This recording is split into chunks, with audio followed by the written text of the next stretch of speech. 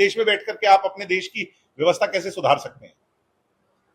यहां आकर के आप जनता की लड़ाई लड़ सकते हैं, जनता के बीच में समाज सुधारक बन सकते हैं, समाज सेवी बन सकते हैं, नशा छुड़वा सकते हैं, एनजीओ से जुड़ सकते हैं, लोगों की मदद कर सकते हैं। विदेश में बैठ करके आपको याद होगा कि पंजाब का जो हाल हुआ उसके जिम्मेवार विदेश में बैठे लोग हैं। मुझे कई बार ये बेचैनी होती है जब मैं हरियाणा के बारे में सोचता हूं, कहीं हम उस ओर अग्रसर तो नहीं हो रहे। हमारे बहुत से लोग विदेश में बैठ करके बहुत बड़ी बड़ी बातें करते हैं हरियाणा के लिए, और वो हरियाणा आकर के उसको सुधारने की गुंजाइश नहीं रखते। मैं तो इसको जुलाई को मीटिंग जी पंचायत करी गई है, तो विदेश में बैठा है उसमें नहीं, महम के लोग करें, उनका अधिकार है। विदेश में बैठ के पंचायत थोड़ी होगी। कलाकार भी बुलाए हैं जो ऐसा है कि विदेश में बैठ के पंचायत थोड़ी होगी भाई। यहां आओ, सुधारक बनना चाहते हो तो यहां आओ, सिस्टम का सामना करो, हो सकता है जेलें भी काटनी पड़े। क्या यूथ के लिए कोई जेजेपी इस तरह का, क्योंकि युवाओं की पार्टी आप युवा हैं, क्या कोई इस तरह की मुहिम नशे अयास फाउंडेशन के तहत बहुत काम कर रहे हैं और उसको आगे बढ़ाने का काम आने वाले समय में और भी करेंगे। समस्या है कि सब अपनी डफली बजाने में लगे हुए हैं। एक मूवमेंट बनी तो राहुल गांधी ने अपनी छेड़ ली, अब जेजेपी यहां पर अपनी अलग छेड़ ले, कोई कहीं पर अलग छेड़, उससे कैसे बात बनेगी? हमें एक होना होगा ना। आपके लिहाज से पूरे विपक्ष को एकजुट होना होगा इस मुद्दे। मैं तो कब से कह रहा हूं साहब, मैं तो उस बात की परिकल्पना करता हूं कि 2029 में जो 1987 में हुआ था, क्या पता फिर वो ना होने की नौबत आ जाए, पूरे विपक्ष को ही एक होना पड़ जाए, यूनिफॉर्मली एकजुट होके एक ही बैनर में लड़ना पड़ जाए, छोड़ करके, पीछे छोड़ करके, एक होकर के एक नेतृत्व में लड़ना पड़ेगा। अब देखिए, ये सोच की बात है। आप कह रहे हो कांग्रेस के साथ हम जाएं, या कांग्रेस हमारे साथ आए? मैं कह रहा हूं सब एक साथ आए। आप कांग्रेस और हमारे को क्यों जोड़ रहे हो? मैं कह रहा हूं सब एक साथ आए। क्यों ना इस हालात को हम होते हुए देखें और बीजेपी को हम हराएं। हमारा आज जो हालात हैं, जो देश परेशान है, वो विभाजनकारी नीति से है बीजेपी।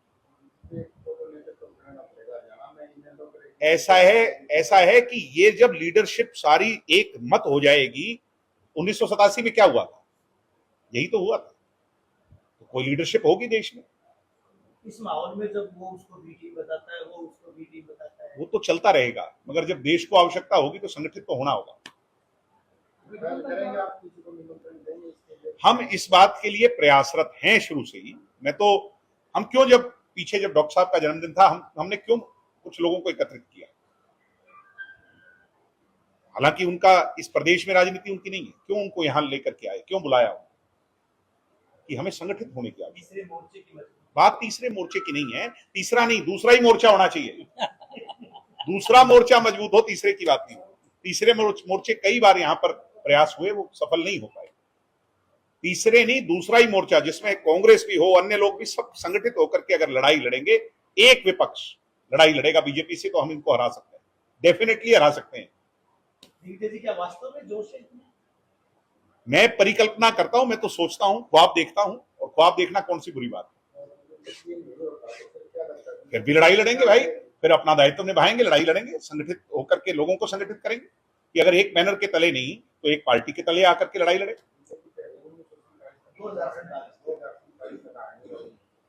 अब देखिए, विकसित भारत की परिकल्पना, यही तो इमरजेंसी काल से पहले कांग्रेस कहा करती, फिर क्या हुआ?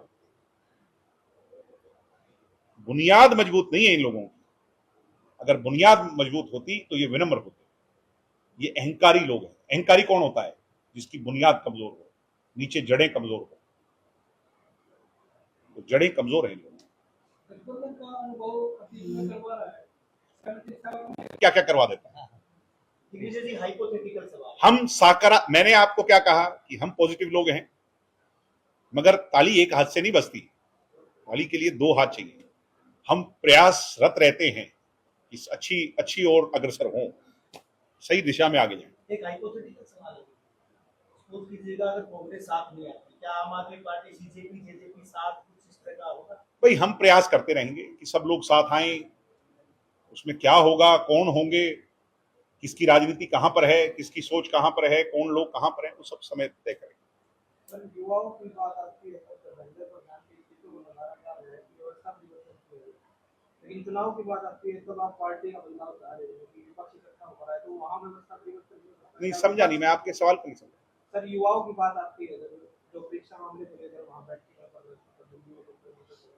वहाँ पे स्थिति की बात आती ये है। समझो, आप इस्तीफा इसलिए डिमांड है क्योंकि धर्मेंद्र प्रधान जी जवाब नहीं दे पा रहे।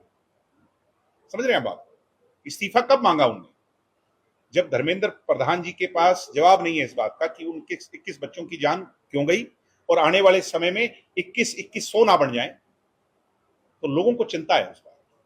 तो हम बार बार यही तो कह रहे हैं कि उस एजुकेशन पॉलिसी का जो भगवाकरण हो रहा है, हमें उससे बचाना। एजुकेशन हूं कि इन लोगों की कुर्सी को थोड़ा हिलाएंगे तो इनको असहज महसूस होगा, ये लोग बात करेंगे। अगर वहां पर कल लाखों लोग संगठित हो गए दिल्ली में, तो क्या प्रधानमंत्री को मजबूर नहीं होना पड़ेगा? चैनौत यहां हमारे गांव में धरना था और प्रधानमंत्री जी को आना था, तो मुख्यमंत्री जी ने कुछ दिन पहले कहा कि मैं किसी भी कीमत पर नहीं दूंगा। तो इनको लगा कि प्रधानमंत्री जी आ रहे हैं, फजीयत ना हो जाए, तो बेचैन हुए ना। इस प्रदेश के राजा की बात भी बदल गई। इस प्रदेश के राजा ने जो कहा कि यहां पर नहीं होगा, ऐसा पॉलिसी है, 15 मिनट में पॉलिसी बदल गई। सुपर राजा आ गए, सुपर राजा ने आकर के 15 मिनट में ही चाय पी करके पॉलिसी बदल दी। और पॉलिसी तो विधानसभा में बदली जाती है, वो चाय पर बदल गई। तो डॉक्टर साहब ने क्या कहा था कुछ दिन पहले कि आप आवाज उठाते रहिए, संघर्ष सदैव सक्षम। हम वांगचुक जी को चौधरी देवीलाल जी के जीवन का साथ जननायक किताब देकर के आए कि हालात कैसे भी हों, आप लड़ाई लड़िएगा, अच्छी सोच लेकर के लड़ाई लड़िएगा और हालात बदलेंगे। हालात एक जैसे कभी नहीं रहते, वो बदलेंगे, जरूर बदलेंगे। हम तो सकारात्मक लोग हैं साहब, हालात बदलेंगे।